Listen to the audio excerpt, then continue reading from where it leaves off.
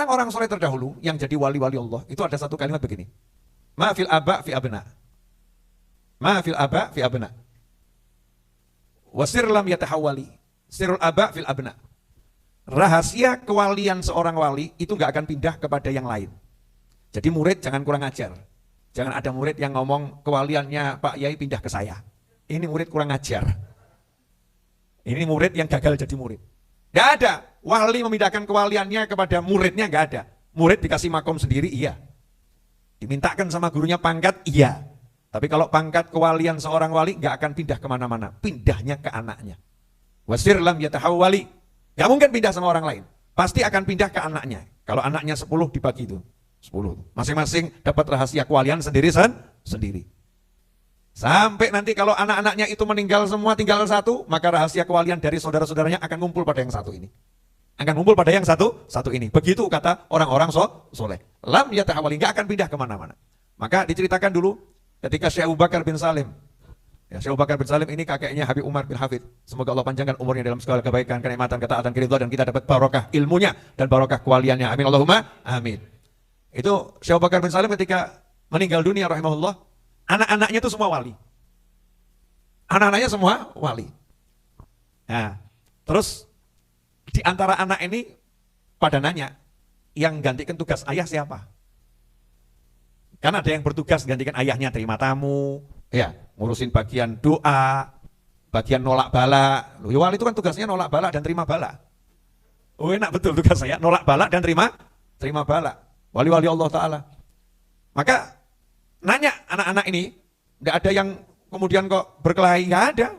Nggak ada yang saling iri dengki, nggak ada. Semua ini rapat, anak-anak wali ini datangi ibunya. Ibunya juga waliyah, wali perempuan. Nanya sama ibunya, Bu, di antara anak-anak ibu ini siapa yang gantikan ayah? Maka ibunya jawab, kalian semua berangkat ke atas gunung.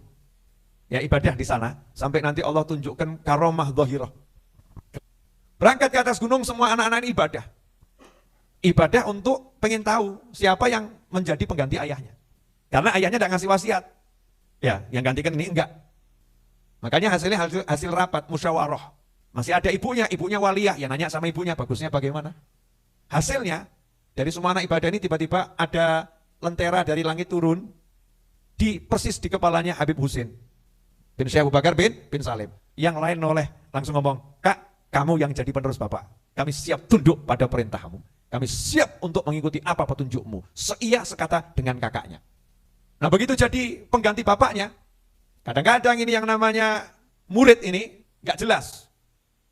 Suka mengatakan, bapakmu dulu gak begitu, bapakmu dulu gak begitu, bapakmu dulu gak begitu. Ini ada orang ngomong kepada Habib Husin bin Syekh Abu Bakar bin Salim. Kalau ayahmu dulu begini, ayahmu dulu begini. Maka Habib Husin bin Syekh Abu Bakar bin Salim mengatakan, kalau kamu cari ayah saya, kuburannya di sana. Kalau cari saya, di sini saya. Artinya beliau sudah sama dengan ayahnya. Ini eraku, ini zamanku. Jadi kalau mau ya sama saya modelnya seperti ini, udah makomnya bapaknya. Nah murid itu harus bisa menempatkan diri. Kalau emang cinta sama gurunya, siapa yang teruskan gurunya ya ditaati. Meskipun caranya mungkin gak sama dengan gurunya. Kenapa? Zamannya berbeda. Kondisi zamannya yang dihadapi juga tidak sama. Tapi yang namanya leluhur gak pernah meninggalkan anak keturunannya. Ini mukadimah saya untuk semua pecintanya Gus Yasin dan kakak-kakaknya. Gak mungkin beliau-beliau itu ditinggalkan Mbah Maimun Zubair, gak mungkin. Pasti tahta riayati walidih. Ya, pasti di bawah pengawasan dan bimbingan orang tuanya. Karena al-wali la yamut. Wali itu gak mati, tapi pindah dari alam dunia ke alam barzah. Nah di alam barzah wali itu bebas jalan-jalan. Oh bebas jalan-jalan. Nanya lagi dalilnya mana. Zaman sekarang ini zaman minta dalil semua ya. Tapi kalau nonton bioskop gak nanya sama sutradaranya dalilnya mana ya. Jadi lebih percaya sama sutradaranya Hollywood daripada kiai dan para habaib. Na'udzubillah min dzalik. Tapi ya gak apa-apa, kasih dalilnya. Dalilnya adalah Isra Mi'raj itu sendiri. Ketika Nabi SAW itu Isra Mi'raj, ya ini yang dalil yang paling mudah. Sebetulnya banyak dalilnya. Sampai di Masjidil Aqsa, Rasulullah SAW ketemu dengan ruhnya semua Nabi dan Rasul. Dan jasadnya Nabi dan Rasul yang belum meninggal. Kalau Nabi Isa kan belum meninggal, berarti ya ketemu dengan jasad dan ruhnya. Bukan hanya dengan ruhnya. Tapi yang lain ketemu ruhnya. Pertanyaannya ruhnya di mana kok bisa kumpul di Masjidil Aqsa? Ruhnya ada di alam barzah. Bahkan Nabi Muhammad SAW sebelum ke Masjidil Aqsa, itu sholat di makamnya, ziarah ke makamnya Nabi Musa alaihissalam. Dan Rasulullah lihat Nabi Musa lagi ibadah di alam kuburnya. Ya, ibadah di alam kuburnya. Setelah itu di Masjidil Aqsa ketemu ada Nabi Musa di situ. Ini menunjukkan kalau para anbiya wal mursalin ruhnya bebas bergerak kemana-mana. Kenapa? Amalnya besar. Jadi modalnya untuk pergi juga bebas. Nah, terus bagaimana dengan wali? Ulama umatika anbiya Bani Israel. Al-ulama warathatul anbiya. Ulama umatku seperti nabi-nabi Bani Israel. Dan ulama itu pewaris para nabi. Jadi kalau nabi punya mukjizah, ulama punya karamah. Nah,